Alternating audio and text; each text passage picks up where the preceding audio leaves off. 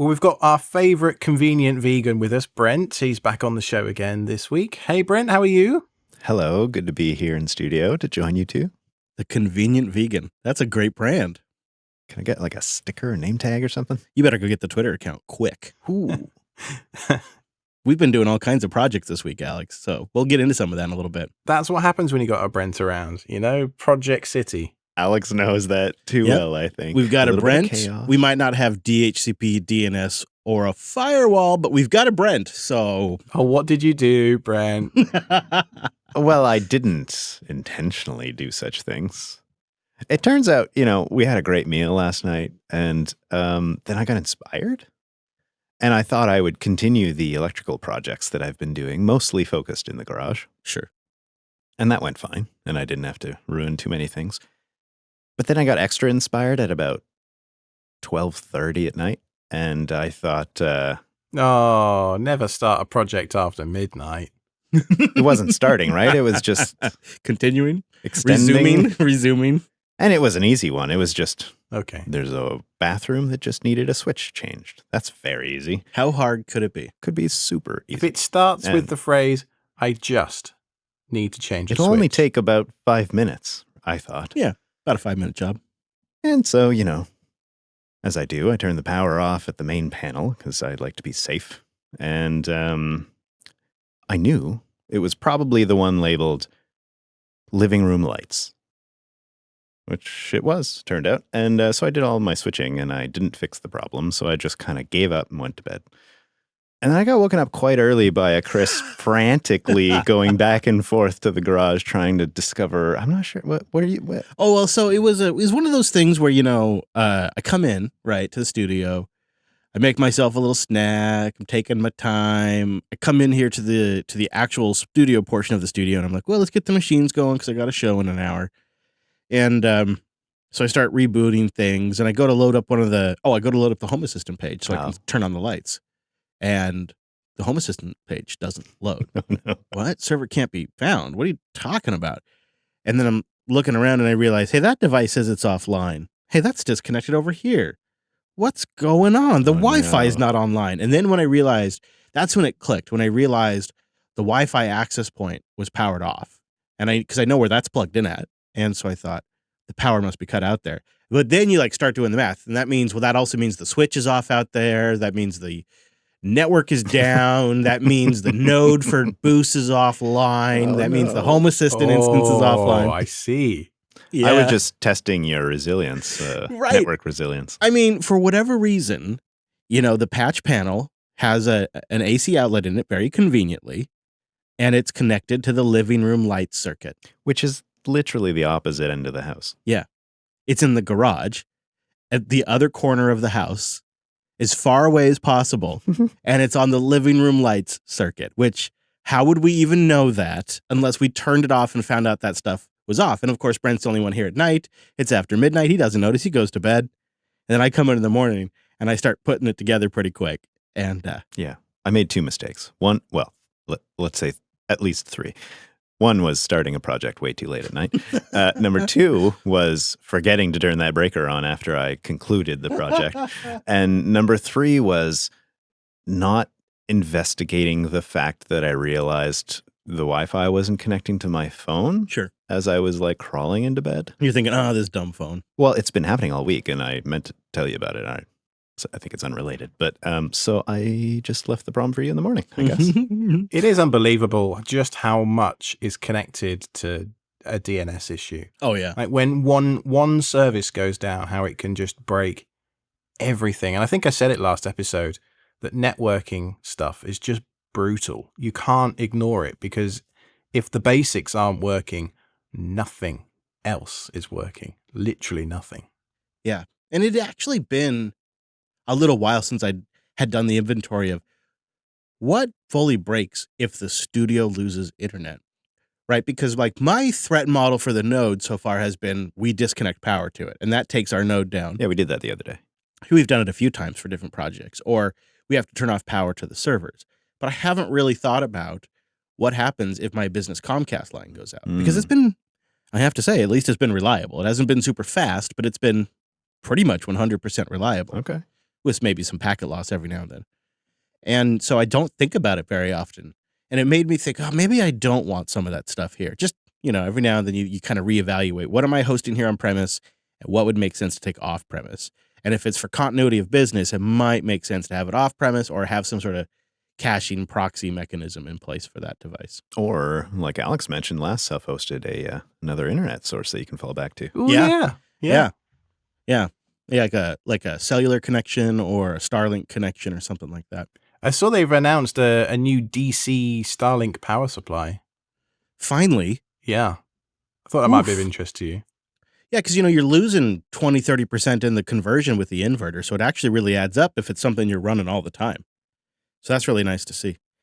You mentioned how critical networking was, Alex, and I was thinking this is so true, too, for when we go to events, when we're on location or when we're traveling. Like, that Starlink's a big game changer for that. Yeah. But it also made me think of some crazy times we have had over the years trying to get our broadcast equipment work from like LinuxFest Northwest or other events. Speaking of, it was the big 500 for Linux Unplugged this week. Congrats, gentlemen. Congrats. Thank you. Thank you.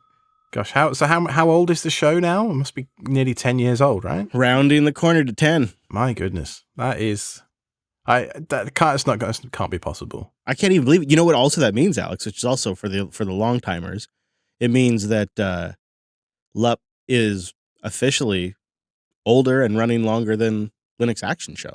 At least when it hits 10 years. But in terms of episode count, it's older than Linux Action Show now. I found an old last sticker in a drawer, and it ended in 2017. I don't know how that's possible. That's wow.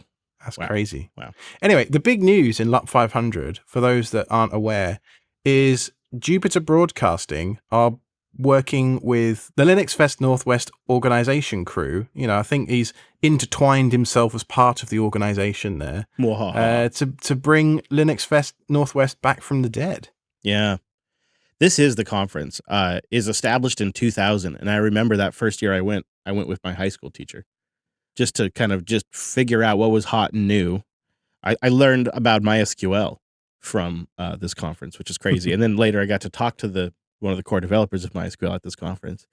It's a super high signal conference because it's put on genuinely by a community. It's not a corporate event in any way. Mm-hmm. And so it draws the doers, the developers, the creators of these projects, and not the salespeople. And there's so many events you go to where you interface. If you go to a booth or you go to a session, like they can't answer any questions. It's all managed. It just doesn't have that vibe at Linux. Would you like a sticker though? Yeah, I would like a sticker. Or a pen? Yes, I would like. Yes, I like all the swag. Yes. Yeah, we're gonna have a booth. I've invited our buddy Noah to join us too, so I think it'll be like an Ask Noah combo JB booth, and we're gonna have Lady Jupes there, grilling up foods, hopefully some brats at the front of the line, and just having a great time. Hope to have the whole crew out there, and it's gonna be in October 20th through the 22nd at the Bellingham Technical College. It's a fantastic venue because it's a technical college. So when you go to a talk, that talk is in a classroom with like desks and a projector, and it's meant to hold like 30 people or something like that. And then they have venues. And then the town of Bellingham is a quintessential Pacific Northwest gem with just like a really quirky vibe and tons of places to eat and lots of great breweries. So you can just check all the boxes at Bellingham. And we'll be there. Our crew will be there with bells on, hanging out, probably doing after parties and whatnot, I imagine. I'm planning a very exciting road trip adventure. I'm trying to find a way to get my Golf over to the Pacific Northwest. Oh, man. I might ship it. So I might great. drive it. I'll drive it. So we can go tear up some mountains. Do you remember, was it 2019 with Noah in that rental car? Yeah. Well, I remember Wimpy and Popey and their American muscle car. Yeah, for sure. Was it a Mustang? No, it was a Charger, I think. Oh, yeah. Yeah, I think with the little yellow prongs on the front. they really got themselves a great car. It's a good time. If you've never been to a true open source conference, the LinuxFest Northwest for me is a real gem. Obviously, I made some connections personally that led to this show that you're listening to right now, with Chris and Brent and the Jupiter Broadcasting crew. But I also made loads of friends outside of that too at LinuxFest. And you just can't put a price on that human connection. And I don't think these days we really get enough of that. There's a lot of talk in, IRCs and Discords and listen to me, IRC. We don't use IRC anymore. Who am I kidding? Anyway, there's lots of talk in various chat platforms, which is great, but we don't really interface that much in meet space these days. And LinuxFest Northwest really is, for me, a highlight. And I'm super glad it's coming back. So we'll do a live LUP, I believe, because that's going to be on the Sunday. I assume I'll stay for a few days and we'll do something in studio with SSH as well. Maybe even some kind of a crazy Friday live stream, tequila-powered live stream, perhaps? Whoa. I like that idea a lot. I think I'd love to hear a talk led by Alex. Just going to put that out there. So pressure him to see if he can come out with something. Oh, I did that last time, didn't I? Yeah. Yeah, he did. I like that talk. I think he could do another one. Oh, you don't need to hear me talk. Who wants to hear me talk about anything? Jeez. Oh, you're so for it. Jeez, you know what you could really, Alex? You could do a Home Assistant talk and just spend 90% of it giving a tour of your Home Assistant setup and talking about how you did it and what it does. People would love that. Maybe. Because you could visually show it at a talk, I mean. Oh, yeah, using Tailscale, I could just bring it right up. Yeah, right there on the projector. So, I mean, I would watch that talk. I think I'd love that, actually. I mean, I think Home Assistant's won the war since the last time, too, really. I mean, back then it was kind of a bit of an upstart, but now it's kind of, if you're not using Home Assistant, you're kind of holding it wrong. Right? Oh, you're going to get the HAB guys so worked up. I know. But I think you're right. I'm going to double down on what you just said and say +1. They're really just kind of growing like crazy with hardware partners. They've hired some really good hires recently. You have to give them credit for hiring the people that work on the Z-Wave stuff, the ESP Home stuff. They have somebody working now dedicated on voice, and they're doing the year of voice. They're really pushing things forward. And then, of course, they're on the front edge of Matter, integrating Matter as that becomes more and more available. I like it. I like what they're doing. So, I mean, yeah, I agree. I think they have become the one to beat. Big question, though, is I hear there was rumors of grilling and brats at the fronts of the line and stuff. Yeah, that's true. Although nothing yet totally locked in for that. One day. No, it's a way out. Yeah. One day. Yeah, we'll have it all figured out. I'm very excited. Oh, we should give the URL. We should let everybody know that if you want to learn more, linuxfestnorthwest.org, and we'll give you an update as it gets closer. Yeah, we do need you, audience. Please don't just think somebody else is going to do it. Please spread the word of this conference and help us bring it back from the dead and make it a huge success. Yeah, if you're going to be at scale, maybe mention it at scale. Spread the word at scale. Yes, please. So we finally decided to get our act together and move the servers out of the garage. If you couldn't believe it, it's finally happening. And we kind of did a little bit of a survey of the studio because it's a house, and we tried to figure out where's the best place to put this. You got a rack, you got a few systems on there, you need power, you need Ethernet, you need a good amount of power, you need a good amount of Ethernet. Cooling. And then there's cooling. The question is, where is the nearest cottonwood tree? Right. And yeah, you don't want any exposure to cottonwood. So we looked at various locations and determined that upstairs, which is really the most residential area of the studio, but has my office, so it's already kind of used for work purposes. And we decided to put it upstairs where I just basically had a CRT with a Super Nintendo for like some classic gaming. So it wasn't like vital space. It was just rad space. And put Brent's custom built rack up there. And then you and Jeff proceeded to pull a bunch of Ethernet and power. And you seem to find a pretty economical way to do it. Yeah, we quickly discovered that it didn't quite have the infrastructure we needed, but we knew with Jeff and I and many hours of work, we could surely come up with something. But Jeff had a brilliant idea of, instead of running new runs from the garage all the way to that area, which is like, a floor up and kind of convoluted to get there through a firewall and such, he had the brilliant idea of pulling lines that was in your old office, which is, the bedroom next to where the server is, and just kind of taking the lines out of the wall there and flipping them to the other side. And it so turned out that the distance was identical. So we were able to take those Cat6 lines, which you had some foresight there and running some good cables, and just kind of gingerly rerunning them through the walls. I had to do a little bit of like insulation diving and put the respirator on, gentle investigations of what to drill through. Did you bring the bunny suit? Did you go pick up a bunny suit? Jeff brought 4 bunny suits. Really? Yeah, one of them, Talk about coming luckily, prepared. That's incredible. one of them was missized and fit me perfectly. So it was Didn't too fit small. him at all. I see. Okay. Yeah. Jeff is a tall guy, so not a lot of stuff does fit him. So it was actually, I say it was great because one of my favorite places in a home is the attic, not for living, but for discovering, what's in your home. How is it well taken care of or not? What were the upgrades and such? It's fascinating up there. So I like being up there. Jeff, maybe he was up there for support, although he did spend quite a bit of time there. But so we got those lines run and it was great. And everything worked. Like we had a tester. We learned from Alex's experiences. You should test these things before you get out of your bunny suit. And they worked great. So that was perfect. But then we realized that the plug that we kind of planned to use was connected to your office. And Chris, you've got quite a few things in your office. Oh, geez, it's such... You know how it happens. Now I've got stuff running in production in my office, which I swore I'd never do. And then I've got way too many monitors. And then I've got my laptop going. And I got a big speaker system going. And I got all kinds of lights.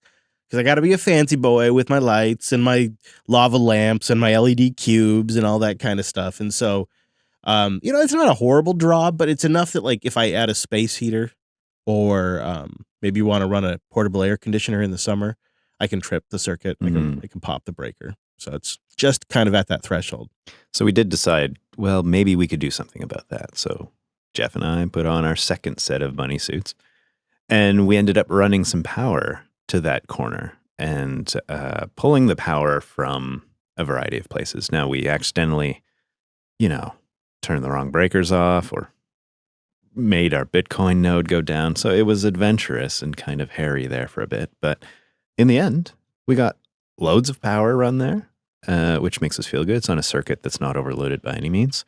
And we have 3 runs of Ethernet through there, which is lovely. I mean, we're going to pass some data through there. So I think in the end, we did pretty good. Yeah. And then combined with a new fan that Jeff installed that really moves some air, we can push a lot of air to kind of help keep that area a little cooler than it might have been before Jeff installed that fan. So all of it kind of comes together to make what seems like a pretty sustainable spot to run our servers. Yeah, it's kind of at the head of my typical bed when I stay here at the studio. So now you've got a little server white noise. Yeah, it's on all the time, but it's fine. It's fine. Jeff also did manufacture, let's call it, and also install some sensors for you, didn't he? Yeah. Yeah, so now we have five ESP homes, and combined with one that a listener sent, 6 ESP homes throughout the studio that are measuring different areas, including the server space, so we can monitor specifically what the environmentals are. And of course, those are super accurate. So I get just great, precise data. It's so beautiful. Combined with the thermostat that Alex recommended that we have connected to Home Assistant now, it feels like we've just really took the smart level of the studio up to a whole other level now. It's really nice. Before a listener asks, it's the Venstar T2000. It also goes by the name Explorer Mini, I think. It's a nice thermostat because it has a local API. So it also connects to the cloud. So you can still use an app from your phone if Home Assistant is broken for whatever reason to control this thing through the cloud. But also there's a local only API. So you could actually use curl to control this thing if you really want to. Yeah, I asked Jeff and he said he didn't have to make a cloud account anywhere. He didn't have to do anything weird like that. And I think he did have to use their app perhaps to turn the API on.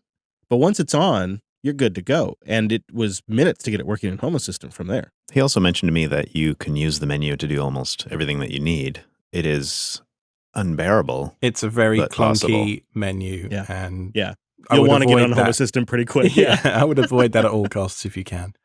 Nice work on the server relocation there, Brent. You sent me a picture afterwards, and there was a beautiful handmade wooden server rack with 2 or 3, 1U servers in there, and I think a UPS and stuff. But I noticed on the screen on top. Uh-oh, Chris, this is... What OS are you running on that server there, Chris? you can't send Alex a photo of anything. He notices. Just puts his peepers on. He's hooked his peepers on there, and he figured out we had something suspicious going on, didn't he? Mm-hmm. Well, so it's a weird situation because these were, how much can we say? So there's an OS that I would not typically run on there. It is of the VMware variety. And we left it on there for a minute to see what we thought. And I think I'm going to put Proxmox on there, ultimately. I wasn't talking about that one. Oh. I was talking about the tumbleweed one. OpenSUSE tumbleweed. Yeah. Yeah. On a server. Are you actually insane? Well, yes, obviously. And number two, clearly. And number three, we did that as a LUP vote. The audience voted for us what OS. Yeah. And the thing is, honestly, that threw us sideways on these servers for 9 months. Yeah. Like, we just drug our feet because we didn't want to do that. And then we discovered NixOS, and it was just kind of like... Honestly, that's what I expected to see. That's why I zoomed in. And then I went, OpenSUSE tumbleweed? What? I know. Well, it works pretty well for just running containers, I have to say. That's what it's been doing, and it gets the job done. But I dropped the hint to these guys that maybe they could just get NixOS going on there or Proxmox, but none of them bid. Oh, so. I dare not touch that. I can't even keep like the power on in this place. I didn't dare touch that stuff. We got to save some projects for October, right? Linode.com/SSH. Go there to get $100 in 60-day credit on a new account, and it's a great way to support the show while you're checking out the Geeks Cloud. They have 11 data centers worldwide today, and they're spinning up another dozen throughout the next year. They're investing massively in their infrastructure. I think Linode's just the best experience for running applications on Linux in the cloud. They've been around for nearly 19 years, surviving on the merits of their product. And so that means they've come up with solutions if you like to build it yourself, or if you want to deploy one of their many just one-click deployment stacks. Linode has excellent options for you. And I was just looking over here at the app marketplace, as they call it, and they've added Passkey, which is just like a simple self-hosted password manager that's kind of just something a little more lean and mean that you can run on your own Linode. You combine that with Tailscale, so it's all on a private network, and you'll find the performance is incredible. They are their own ISP, and I just simply wouldn't host the JB infrastructure over there unless I loved the performance. And I noticed that my rigs just keep getting faster, even when I don't have to upgrade them. Linode is making them better. Like some of my systems now have NVMe storage. I love the object storage they offer that's S3 compatible. The speeds are fantastic. We can use it to write files in real time that we're streaming through PeerTube. And after you've been using Linode for a minute, if you're like me, you'll start to use their API a little bit, even just like with the command line stuff. It makes it really quick to spin up a quick snapshot before you make a major system change or something like that. So, for the best customer support, super fast rigs and networking, and a Linux culture that runs deep, I think there's a lot of reasons to choose Linode. So let's go put it over the top. Go get the $100 and support the show. You just have to go to linode.com/SSH. That's linode.com/SSH. Now, Alex, I was really impressed by the network upgrades you did in last self-hosted. Thank you. How's it going? Because I know it's been, 2 weeks now? Is it going well, I would imagine? Well, I would love to say that everything was absolutely peachy, but the day after the recording, it's almost like the network was listening. The day after the recording, the 10 gig Cat6a cable that I re-terminated 2 or 3 times and tested with the new tester started flapping around again between 1 gig and 10 gig. And no, Alex. As soon as it did that, I was like, right, screw this. I am done. I am out. This is not the way to go. So I kind of sucked it up and returned all the Flex XGs, the copper switches, and bought fiber gear. So did you, I'd like to know just like the practicals here. Did you get the new stuff first and swap over and then send it back? Did you go to intermediary gear in between? Like how do you just like swap out? Like, how did you do that? Yeah, my Amazon return list this month is quite long. They're going to ban you pretty soon. Now, Unify, frustratingly, even though it was an issue with getting the equipment actually working, still charged me a 15% restocking fee. So on 2 $300 switches, that was not an insignificant amount of money. So anyway, what I ended up doing was going down the fiber route. So I ran a new pair of 50-meter OM4 multi-mode fiber strands. These things are absolutely magical. They're plugged in at both ends to 2 Unify aggregation switches. So these are 8-port 10 gig switches. And then I've got a couple of SFP cables going into both of my PoE switches, both in the basement and upstairs. So I've got 2 gigabits worth of link aggregated bandwidth between the 10 gig switch and all of my like gigabit devices, like my cameras and Wi-Fi access points and that kind of thing, both in both ends. There's a picture in the show notes if you want to visualize what I'm talking about a little bit, because trust me, even as the network admin, there's a lot going on. Yeah, this is beautiful, though. I love that you did yet another network diagram. Yeah. Huge thanks again to Poverty Panda. That poor guy has just been my sounding board for what feels like the last 3 years trying to get this project finished. But I've taken the advice of many audience members, and I ran Conduit, and I ran the fiber through Conduit so that it was nice and safe, because I understand it's quite fragile in comparison to Ethernet cable. I didn't have any issues pulling it at all. It was perfectly strong. I had some fish rods, some metal fish rods, and the electrical taped and fished it through that way, and it was absolutely fine. So I used the 1-inch Schedule 40 conduit that you can get from Home Depot. So it's about 1-inch diameter, and you can get little boxes like junction boxes and that kind of thing. Drilled a few holes in the house and woke the baby up a couple of times. I was not flavor of the month, but sometimes. This is a real project. You did I did it properly. Yeah, you did conduit, you're drilling holes, you're routing stuff, you're building this to last, which takes time, Alex. Yeah, and there was a lot to learn too, because the reason I didn't do fiber the first time round was because A, it's a little bit more expensive, probably 10 to 20% more expensive than sticking with copper. That's actually not so bad. I thought it was going to be like 50. Me too, yeah. It isn't that bad. And the reason is primarily that the transceivers that you need on either end. So if you're not familiar with fiber, there's a whole world of stuff you've got to figure out and understand. You have the switch, and then that switch has a little rectangular hole in it where you need to put in a transceiver. And that speaks to the switch through what looks like a little PCI almost kind of connector, 4 or 5, 6 little copper pins that go into a port inside the switch. That then converts the signal into either light to go down a fiber optic cable, and you can get transceivers at different speeds. So you can get 1 gig, 10, 25, 40, and 100 gig transceivers, all of which are rated over a certain distance. So anything under 300 meters is pretty much table stakes for fiber. You can go kilometers, which is what obviously ISPs do with fiber using single mode fiber. So what I elected to do was use multi-mode fiber in the house, OM4, I think I said already, LC to LC connectors.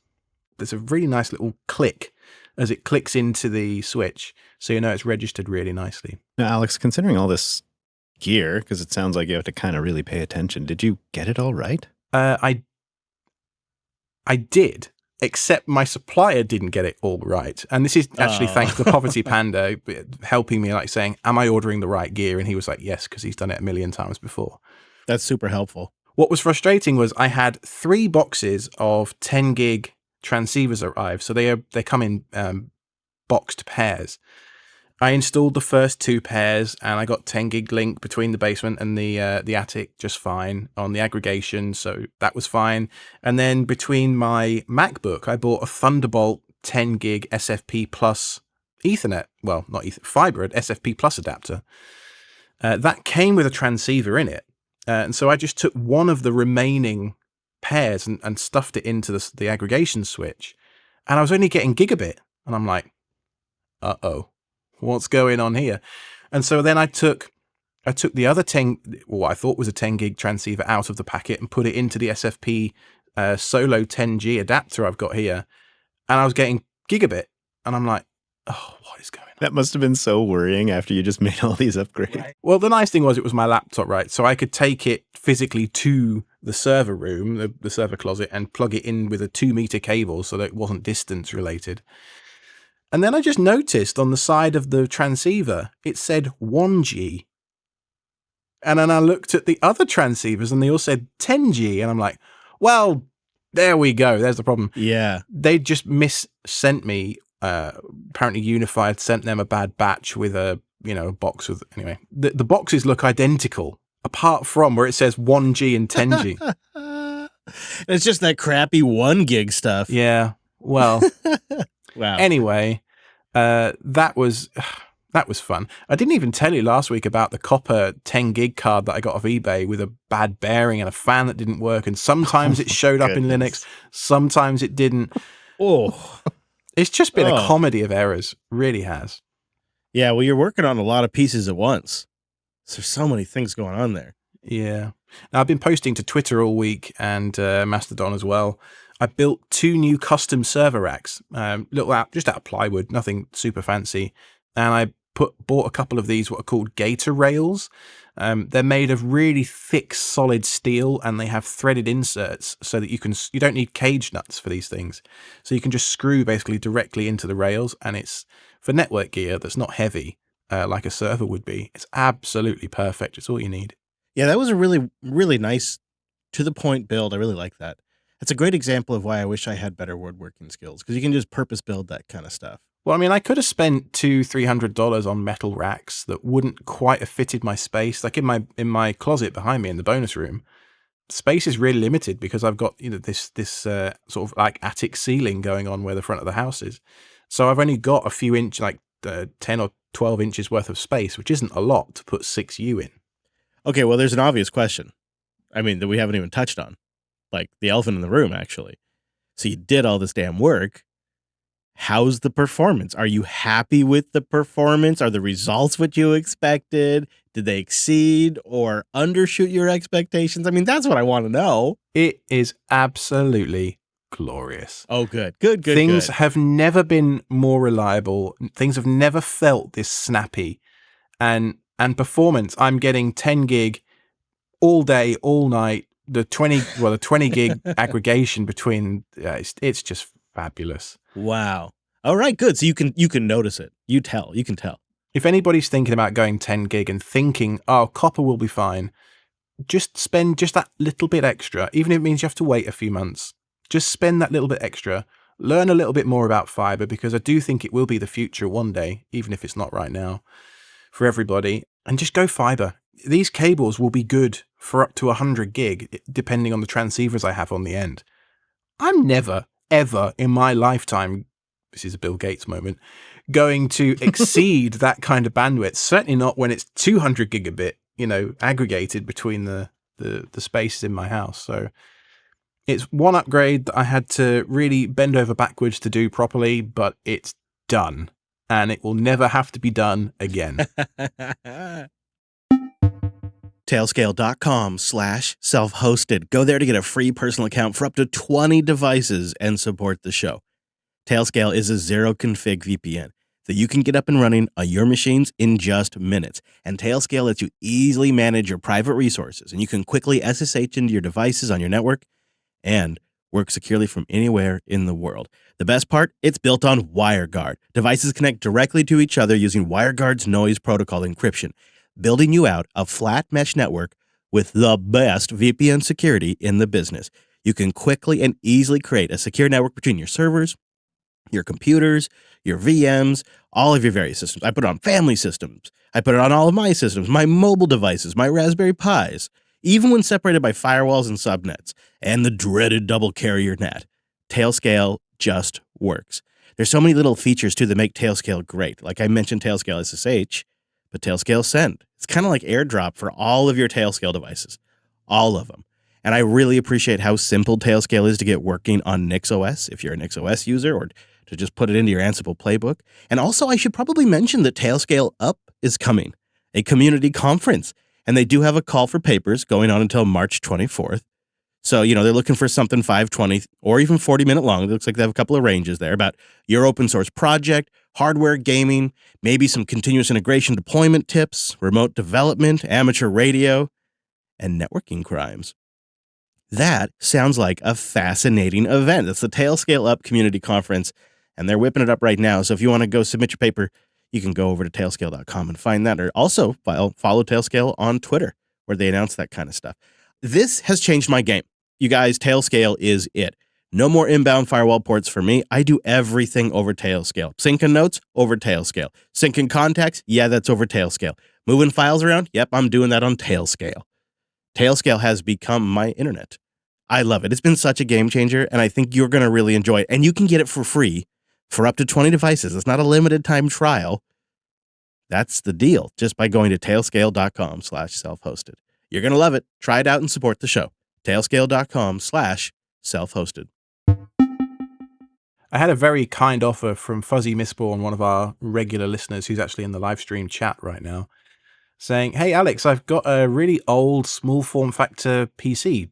Do you want it?" And of course you said, no, I hate hardware. I never have anything to use this hardware for. Don't send it to me.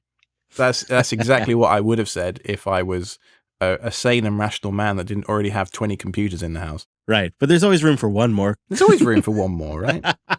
So he sent me an HP ProDesk 600 G1. This thing's got a 4th gen i3 CPU in it. And what's interesting about this is it's plenty. Right now it's running my Home Assistant instance. So I've taken Home Assistant out of being a VM. You know, I've been doing so much maintenance on the servers, swapping in and out network cards and all that kind of stuff. I never, by the way, said in the last segment, I'm using Mellanox Connect X3 NICs, and they're about $30 a pop on eBay each. So you get a $20 transceiver, a $30 NIC off eBay, and then you've got a 10 gig card for your Linux server. Anyway, the HP ProDesk is a really nice little box. It's, I don't know, it's about the size of, how big are these things? 2 or 3 CD cases plus a bit. Like, it looks like aging yourself. It looks like a Wise terminal almost. It's just tiny. Oh yeah. It's about the size of one of those thin client. Yeah. That's exactly what they're designed to be, to bolt onto the back of a screen or something in an office. Okay. And this thing is pretty cool. It's it runs very quietly. It takes up almost no room. Performance for Home Assistant is great. So I thought, you know, let's run it through its paces. Let's look at the energy usage, because that's obviously, for an always-on box, quite important. This thing draws anywhere from 15 to 20 watts at idle, and under a peak load using STUI and stress, I managed to get it to go all the way up to 47 watts. Idle could be a bit better, but under load is, you know, it's a 4th gen T CPU, so it's capped. Boy, I mean, for the price, like, I'm looking at like their nicer spec one here. It's $289 shipped. Well, here's the thing. So I then got bitten by the small form factor bug. I've been looking at the Serve the Home Tiny Mini Micro series for the last year or two. Oh, I'm sorry. You bought one of these. He sent you a ProDesk. I see. He sent me one of his old systems. And because I liked it, the form factor so much, and it would fit in one of these nice new network racks. I know, right? See, this is how it's like it's an x86 box, but it's like the power draw of around an ARM machine. It's too tempting, isn't it? Well, this next one that I bought was a Dell MFF 7050. Okay. I actually ended up buying 2 of these because the deal was so good. DellRefurbished.com had a 50% off coupon on these things. So you're sat over there saying $289 is a good price. If you put the coupon code in, and there's no affiliation here, this is just something I found on Slick Deals. If you put the coupon code in 7050 Dell4U on a Optiplex 7050 into the DellRefurbished.com website, you'll get that thing shipped to your door for $138. Jeez, I don't even need one and I want to do that. Yep. Right? That's a great deal. And there's room inside for a 2.5-inch hard drive as well. So I had an old SATA SSD in a drawer that was gathering dust. So I threw that in there. So now I'm going to use one of these to run things like my Pi-hole, other critical DNS stuff, Unify controller. I'm going to put InfluxDB on there so that all of my data collation is now centralized in one kind of critical box. Mm-hmm. I'll then plug that into the PiKVM switch I talked about in the last episode. Link to that blog post in the show notes. But the nice thing about these 7050s is because they're 6th gen CPUs, they use 7 watts at idle. So by comparison, the 4th gen uses about double that, 15 to 20 watts. This 6th gen uses 7. At peak, I can push it up to about 65, but I'm almost never going to be doing anything CPU intensive on these boxes. So I'll have 2 that are the same, one running Home Assistant, and one running Proxmox that's also got a bunch of LXC, network critical services on it. Remember when you used to give me a hard time about having like 4 or 5 Raspberry Pis? And now I'm setting up like big Dell rack servers and centralizing on big servers, and you're going with a bunch of little x86 boxes. What's going on? Yeah, man. It's, self-hosting's a journey. And I think one of the things we try and do on this show is just chronicling how there isn't one right way to do everything.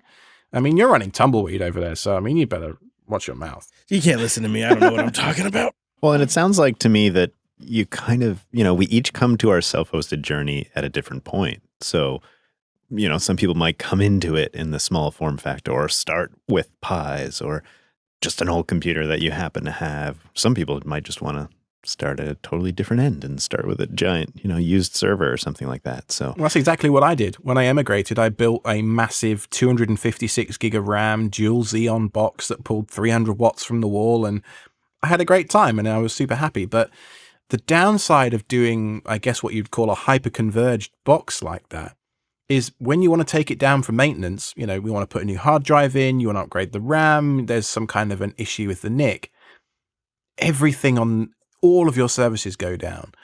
As my self-hosting journey has kind of progressed, I've become really reliant on several of these services like Home Assistant, like Pi-hole now, we've talked about that, and Unify controllers. And these things, I need these things to be stable and reliable, and just having them all on the same box, the risk is too much.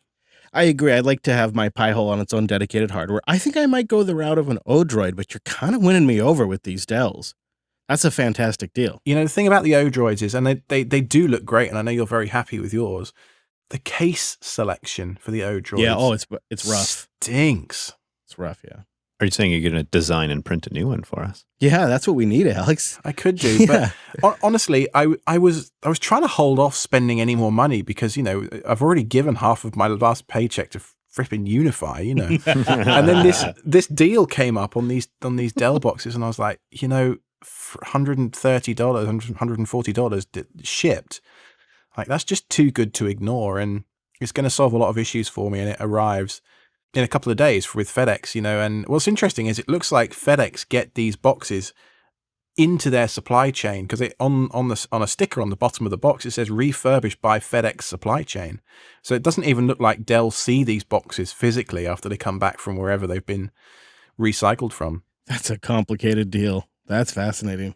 You got to imagine. So next on the list is, I'm going to replace my OpenSense build. We talked a little bit last time about how layer 2 versus layer 3 and VLAN routing can be a bit of a bottleneck if you don't have any layer 3 switches, which I don't. So I will be building there was a post on Reddit just this week about a Lenovo M720Q OpenSense firewall in the making. And this thing has room for a PCIe card. So what this person has done is they've got one of these, 1 liter, really small chassis, and they put a dual port SFP plus NIC in there. And so they're running OpenSense with 2 10 gig fiber NICs. So that will take care of any inter VLAN routing that I need. No kidding. Boy, that would make my Starlink connection run really fast, Alex. Don't you think? Yeah. I hope you're not conflating Wi-Fi with the internet there, but yeah, no, sure. Alex, don't you think? Let's go with that. I think I got to go 10 gig. Yeah, no, I think that'll make it better. Now, in the news today, I came across a Home Assistant CVE. Did you see this? Yeah. Yeah, we've had it sent in a couple of times too, because, the audience is out there. They're watching this kind of stuff. And it looks like it's actually a rather significant one because it exposes the supervisor API, which lets you do all kinds of things like, snapshots, take things offline, back things up and grab the file. It's a really big deal. Supervisor is their equivalent of System D, isn't it? It's their Grand Central Dispatch. It's like everything that is at the core of the Home Assistant OS. Yeah, it's what's orchestrating all the containers and the snapshots and upgrades. And so for that to see a vulnerability that's been hanging out in the open, as they say, since 2017 is quite alarming, to be honest with you. And it makes me think you were right all along, Chris, not to trust their OS. I know you've held that opinion for a long time.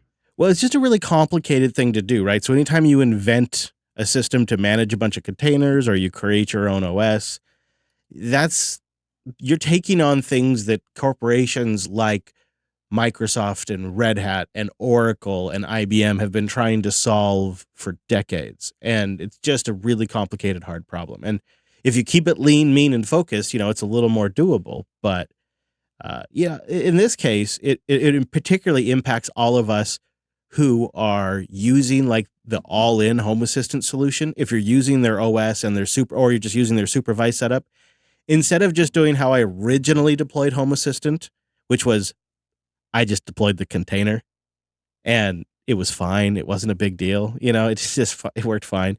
And then I wanted all the fancy stuff like hacks and the add-on store, and I wanted the supervised backups. I wanted that too. Yeah, that is where it gets you. I must say it has been nice this month. Whilst I've moved Home Assistant around a few times, I ran it on a Home Assistant Yellow for 2 or 3 weeks, which a listener sent me. Poverty Panda. Boy, Poverty Panda is the hero of the show this week. He is. He's been the MVP of the last month. He's kept me sane. So thank you very much, sir. So I've been using Home Assistant. I ran it as a VM for many years on top of Proximox. But whilst I was screwing around with all these nicks and stuff, it just got to me that Home Assistant was down all the time. So I put it on a dedicated piece of hardware and decided actually I really like that. Yeah. I've moved it off the Home Assistant Yellow only because the ESP Home compilation, and I've got about 20 or 30 devices to update whenever there's an update, was really, really slow on the Pi. Sure, I bet. Yeah. Even on the 4th gen Intel, it's, much faster. So you're telling me this is going to be a problem that I'm going to have? Well, if you've got 20 or 30 devices, perhaps, yeah. No. But I mean, we all know that the Pi isn't a powerhouse. That's not a surprise to anybody. I actually measured the power draw of the Home Assistant Yellow, and it's 2 watts at idle. I mean, you just can't beat that for a lot. That's so great. Yeah, especially when power draw is one of the major factors. That's like light bulb level stuff, even with LEDs. Yeah, that's really awesome. It's not, it's 2 watts. It's not 7. It's not 20. I mean, it's fantastic. But going back to the CVE briefly, when I was doing the research for today's show, I was pleased to see that there is a real CVE database entry added for this vulnerability. So there'll be a link to that in the show notes. We got some great feedback into self-hosted mailbox. Thanks for that. This week from Bart. They write, "Hey guys, further to Chris's requirement to enforce kids' internet hours, I built a LAMP-based system that pretty much does that. My kids have grown up a wee while ago, so the project is abandoned now and ready for some spare parts.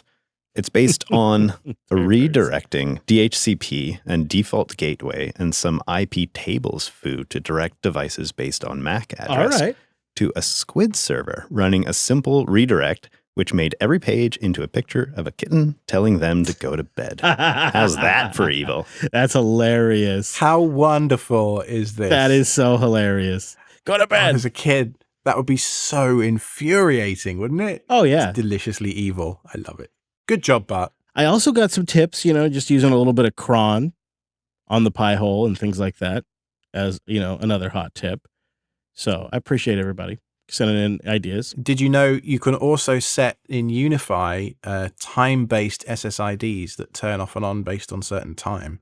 So you can have the kids' devices on their own dedicated network that literally shuts off at 8 p.m. or whatever. Boy, I've been trying to resist the Unify pull so hard. Alex isn't helping. I know. I just felt like it'd be good to have one of us be like a non-Unify guy. And I'm like the non... Oh, I'm sorry. I thought you already had one. I won't. Well, no, I do. I do have a couple of Unifies here in the studio, but they just run. I don't have the controller set up. I'm not in the ecosystem.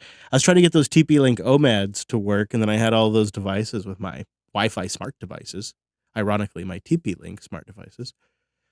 So perhaps I will get pulled to the Unify dark side. Part 2 of Bart's feedback this week was talking about cable testers, and he came across pocketethernet.com. This thing looks super duper cool. This is a smartphone connected Ethernet network analyzer, and it fits into your pocket. I could have done with this thing during my network projects of the last few weeks. So thank you very much for sending this in. It looks very, very interesting. Yeah, I think that's a tricky URL. So it's Pocket Ethernet. It's kind of 2 words mashed together. So you can figure that out. You get a little prize at the end of the tunnel. We could just link it, and we could just grab the link. And is that a thing that we do? Could do that. Oh, okay. We have the means. We got some boosts into the show. We'll read some of the top boosts that came in this week. The hotel guy boosted in with 132,222 sats. Ho, ho, ho! King Ducks.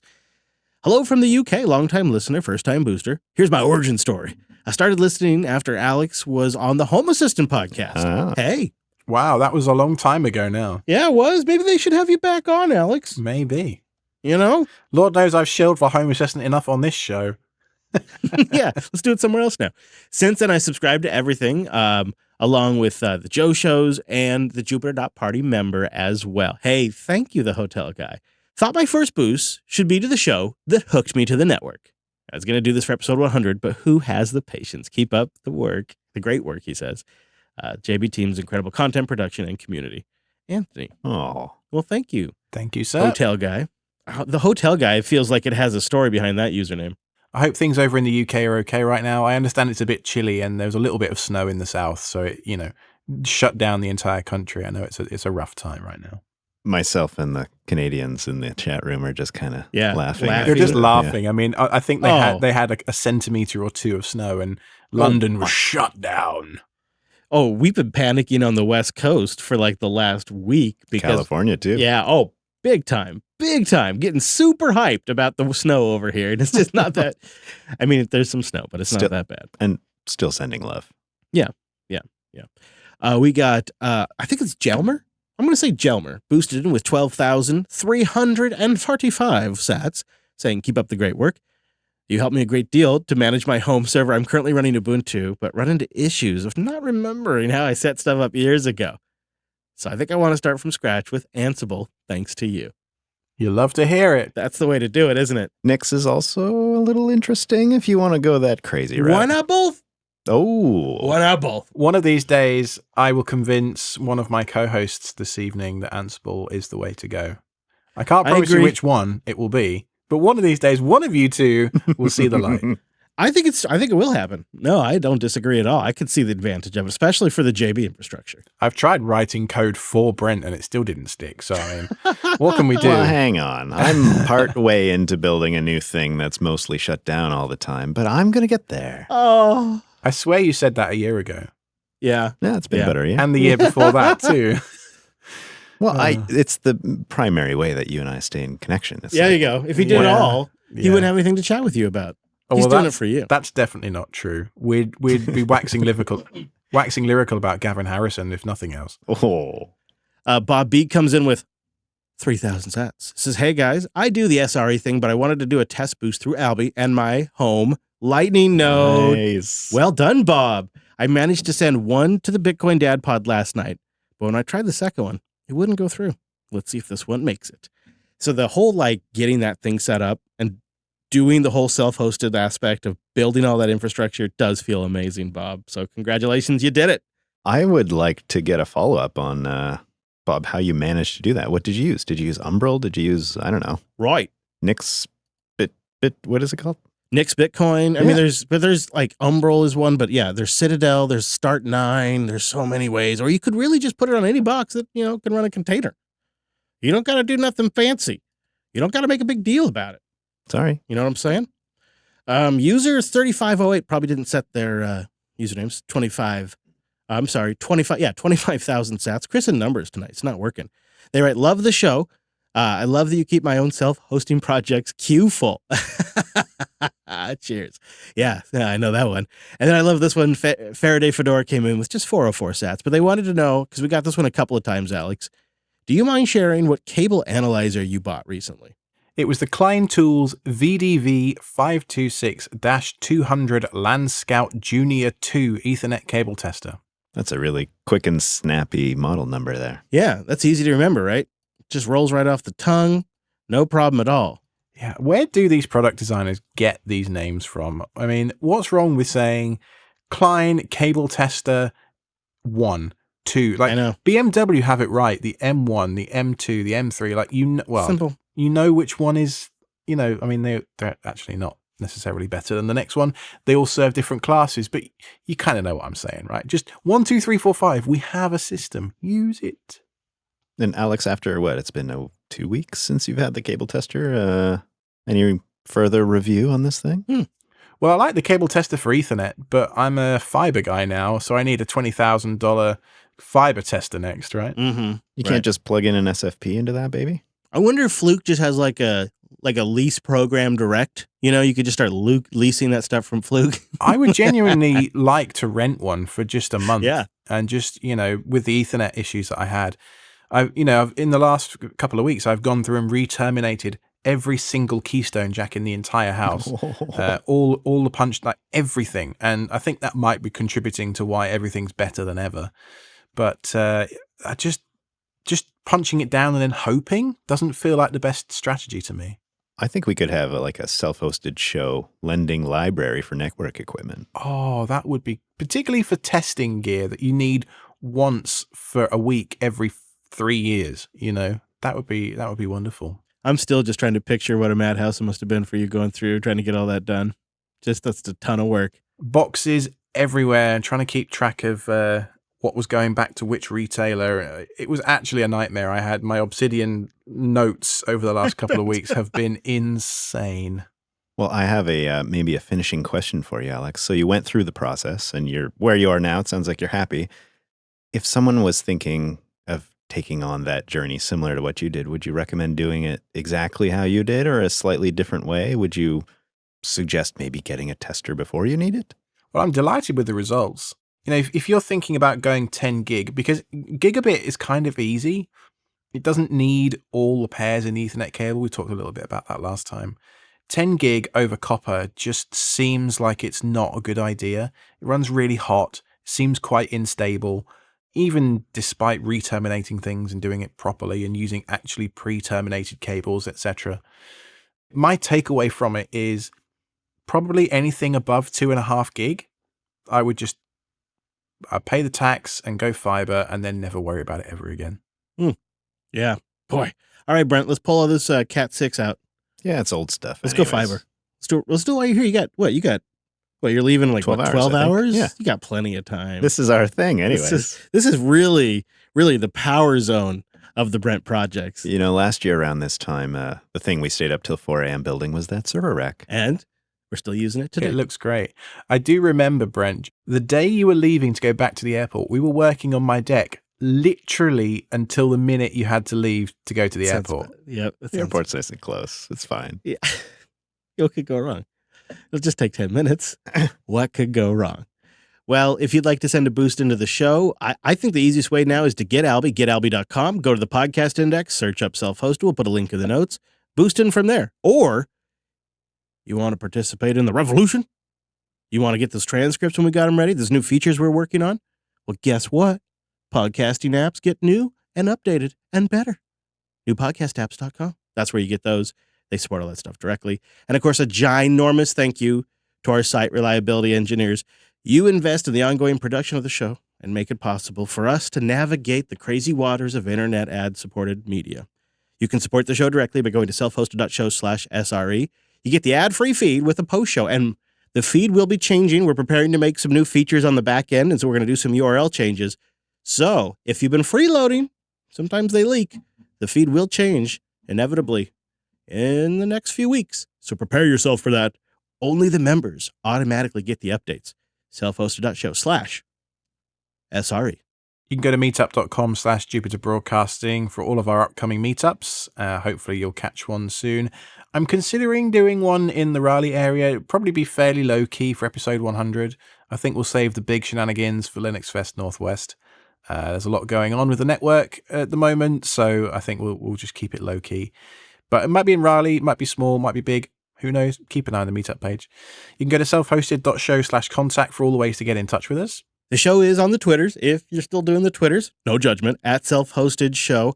There's Masto links. Of course, there's the Discord at selfhosted.show/Discord. And then the fully self-hosted Matrix instance at jupiterbroadcasting.com/Matrix. Thanks for listening. That was selfhosted.show/92.